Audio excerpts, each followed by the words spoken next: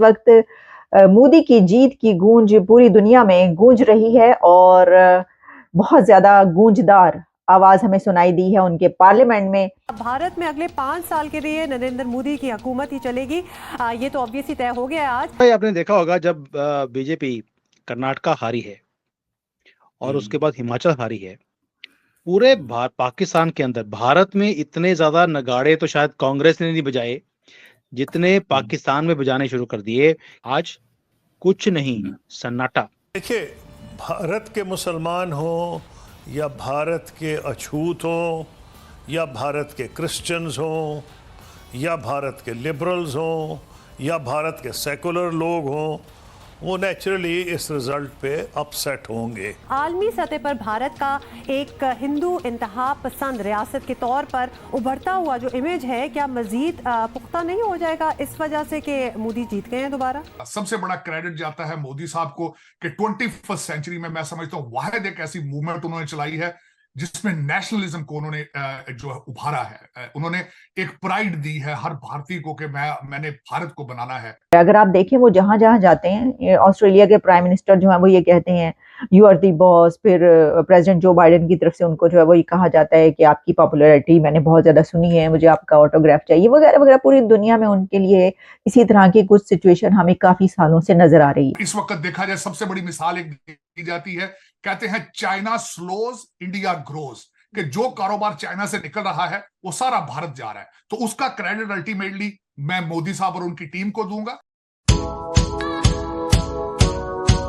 जय हिंद दोस्तों, संसद का शीतकालीन सत्र आज से शुरू हो गया है। मध्य प्रदेश, छत्तीसगढ़ और राजस्थान के विधानसभा चुनावों में बीजेपी की जीत से उत्साहित पार्टी के कुछ सदस्यों ने लोकसभा में नरेंद्र मोदी के समर्थन में जमकर नारेबाजी की। पीएम मोदी के सदन में आने के बाद भाजपा के कुछ सदस्य और सरकार के कुछ मंत्री अपने स्थान पर खड़े हो गए और बार बार मोदी सरकार, तीसरी बार मोदी सरकार तथा एक गारंटी मोदी की गारंटी जैसे नारे लगाने लगे। भाजपा सदस्यों ने नारेबाजी करने के साथ तालियां भी बजाई, जिस पर रक्षा मंत्री राजनाथ सिंह जी ने कहा कि बहुत शानदार विजय हुई है। जितनी सीटें पिछले लोकसभा के चुनाव में आई थी, इस बार उससे भी अधिक सीटों पर भाजपा विजय प्राप्त करेगी। वहीं भारत की लोकसभा में मोदी की जीत पर लगे नारों को देख पाकिस्तानी मीडिया सदमे में है। इस वक्त मोदी की जीत की गूंज पूरी दुनिया में गूंज रही है और बहुत ज्यादा गूंजदार आवाज हमें सुनाई दी है उनके पार्लियामेंट में जब वो पहुंचे सेशन के लिए। और विंटर सेशन जो है वहां पे स्टार्ट हुआ और उस वक्त हुआ स्टार्ट के जब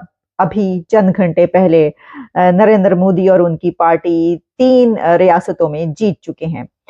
तो इसमें क्या क्या फैक्टर्स हैं जिस बिना पर बीजेपी को इतनी बड़ी कामयाबी मिली है? ये बात तो अपनी जगह पर मैं पहले भी डिस्कस कर चुकी हूँ कि ये बात कही जा रही है कि इसमें जो नरेंद्र मोदी फैक्टर है, यानी मोदी की जो पॉपुलैरिटी है, उसका जो इस वक्त स्टेचर है, वो तो अपनी जगह पर है ही है।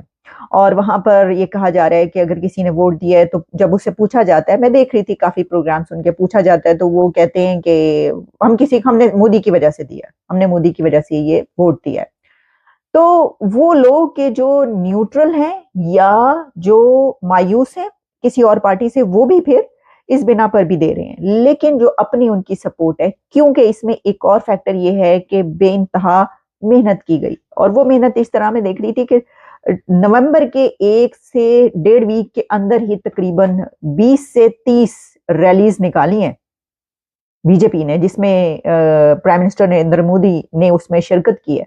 और बेइंतहा कहा जा रहा है कि 1 से 2 हफ्तों के बीच जो है वो बहुत ज्यादा एफर्ट्स की गई। अच्छा, इस सिलसिले में मैंने काफी दिन पहले एक प्रोग्राम किया था जिसमें जो शशि थरूर हैं, जो कि ओपोनेंट हैं मोदी के, उन्होंने भी ये बात कही थी कि जो उनकी पहुंच है, जो रीच है बीजेपी की, जो एक्सेस है और जिस तरीके से वो ऑर्गेनाइज्ड पार्टी है, उसका मुकाबला करना बड़ा मुश्किल है। तो वो फिर ये इसमें नजर आ रहा है। लेकिन इसमें एक और बात है और वो ये है, ये बात कही जा रही है कि जो विमेन पावर है इंडिया की, उसने भी मोदी को वोट दिया है। तो इंडिया की जो तरक्की है उसकी तो एक तो इतनी सबसे ज्यादा पॉपुलेशन दुनिया की और उसमें फिर खवातीन भी उतनी ही बड़ी तादाद में सबसे ज्यादा, तो फिर वो जो है उनका जो रोल है वो अपनी जगह पर है। तो ये जीत में ये भी कहा जा रहा है। तो इसका मतलब ये है कि अगले इलेक्शन में भी ये वाला जो वोट है वो उनको पड़ेगा। तो ये जनाब सिचुएशन है। स्टैंडिंग ओवेशन तो उनको मिला है उसमें पार्लियामेंट में, लेकिन मोदी साहब को स्टैंडिंग ओवेशन तो पूरी दुनिया से मिल रहा है। अगर आप देखें वो जहां जहां जाते हैं, ऑस्ट्रेलिया के प्राइम मिनिस्टर जो है वो ये कहते हैं यू आर दी बॉस। फिर प्रेसिडेंट जो बाइडेन की तरफ से उनको जो है वो ये कहा जाता है कि आपकी पॉपुलैरिटी मैंने बहुत ज्यादा सुनी है, मुझे आपका ऑटोग्राफ चाहिए, वगैरह वगैरह। पूरी दुनिया में उनके लिए इसी तरह की कुछ सिचुएशन हमें काफी सालों से नजर आ रही है। सर, आपको ये सुनकर शायद थोड़ी हैरानगी होगी, मैंने कल ही गुजरांवाला में, इस टाइम मैं मौजूद हूँ, और वहां पे रोड पे जाके एक प्रोग्राम किया और मैंने पूछा कि पब्लिक से पूछा कि पाकिस्तान के प्राइम मिनिस्टर का नाम क्या है। आप यकीन मानिएगा, मोस्टली मतलब 80% लोगों को पाकिस्तान के प्राइम मिनिस्टर का नाम नहीं पता था। जबकि इसी साइड पे मैंने पूछा कि इंडियन प्राइम मिनिस्टर का क्या नाम है, तो 100% ऑलमोस्ट, मतलब 10 में से 9 लोगों ने या 100 में से 90 लोगों ने जो उनसे वो यही बोला कि नरेंद्र मोदी जो इंडिया के प्राइम मिनिस्टर हैं। इतनी पॉपुलैरिटी पाकिस्तान में, यानी कि अपने प्राइम मिनिस्टर का नाम नहीं पता, इंडियन प्राइम मिनिस्टर का नाम का पता है। और ये सिर्फ पाकिस्तानी, दुनिया भर में, खासतौर पे इस्लामिक वर्ल्ड में मकबूलियत इंडियन प्राइम मिनिस्टर की बढ़ती जा रही है। उनके रिलेशन दिन ब दिन बेहतर होते जा रहे हैं। अफगानिस्तान की अगर बात करें, काबुल की बात करें और दिल्ली की बात करें, रिलेशन बेहतर होते नजर आ रहे हैं। सर, क्या कहना चाहेंगे इस पॉपुलैरिटी के बारे में, इस पॉलिसी के बारे में, और ये क्या पॉपुलैरिटी इंडिया की है या इंडियन प्राइम मिनिस्टर की है? देखिए, ये मेरे ख्याल में ये टीम वर्क का नतीजा है। दोनों एक दूसरे के साथ जुड़े हैं। लेकिन मैं ये जरूर कहूंगा, सबसे बड़ा क्रेडिट जाता है मोदी साहब को कि 21वीं सेंचुरी में मैं समझता हूं वाहिद एक ऐसी मूवमेंट उन्होंने चलाई है जिसमें नेशनलिज्म को उन्होंने जो है उभारा है। उन्होंने एक प्राइड दी है हर भारतीय को कि मैंने भारत को बनाना है। फिर उसकी मिसाल उन्होंने ना सिर्फ बातें की हैं, वो दुनिया में जहां भी जिस दौरे पर गए हैं उन्होंने इंडियन डायस्पोरा को प्रमोट किया, इंडियन करेंसी को प्रमोट किया, इंडिया के सिस्टम्स को प्रमोट किया। फिर उन्होंने ऐसे माहौल बनाया कि बाहर से कारोबार जो है वो भारत आए।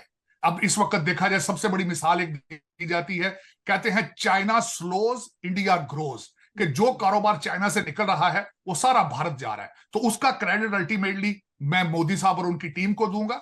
और वर्सेस क्या ही कभी अच्छा होता हमारे पड़ोस में, जहां आपने सी पैक भी बनाने की कोशिश की कि इतना कारोबार वहां से निकल रहा है। इस वक्त फिलीपीन जा रहा है, वियतनाम जा रहा है, बांग्लादेश जा रहा है।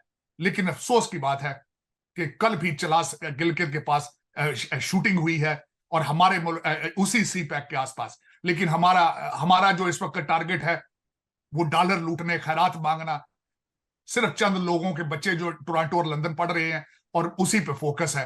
काकड़ साहब को कौन, ऑफकोर्स आपने बिल्कुल सही फरमाया है, काकड़ साहब को उनका पड़ोसी नहीं जानता कि ये कौन है, क्योंकि उनके पास नाम मैंडेट है, ना उनके पास कोई नाम है। किसी घड़े में से उनका नाम निकला है तो वो वजीर आजम बन गए हैं। हालांकि इस तरह की मीटिंग्स में जाना, और उनका इरादा है, जो मैंने पहले दिन से समझ गया था, कि पूरी दुनिया के 2 चक्कर लगाने हैं फ्री जहाज में, और वो लगा रहे हैं। उसकी वजह यह है कि पहले न्यूयॉर्क आए, फिर वो लंदन गए, फिर फ्रांस गए, सऊदी अरब गए, फिर चाइना चले गए। हालांकि इनका सिर्फ एक इनका मकसद था इस केयर टेकर गवर्नमेंट का इलेक्शन कराना। बल्कि हमारे एक जज साहब ने यह भी फरमाया था कि इलेक्शन कमीशन के होते हुए इस गवर्नमेंट का कोई जवाब नहीं है। लेकिन जिस गवर्नमेंट और प्राइम मिनिस्टर के पास जवाब ही कोई नहीं है, वो कोई भी मीटिंग दुनिया में छोड़ने के लिए तैयार ही नहीं है। लेकिन उनका कसूर नहीं है, मैं इसका कसूरवार कहूंगा इनको लाने वाले, और जिन्होंने इनको एक जहाज की चाबियां पकड़ा दी हैं और पेट्रोल डलवा दिया है। खुदारा पाकिस्तान पे तरस करें। पाकिस्तान के हालात, 42% महंगाई है वहां पे, बच्चे मर रहे हैं भूख के। 2.5 करोड़ बच्चा पाकिस्तानी स्कूल नहीं जा रहा। लेकिन इन लोगों के लल्ले तलल्ले जो हैं वो खत्म नहीं हो रहे हैं। मैं इसके साथ दुख का इस पे इजहार करूंगा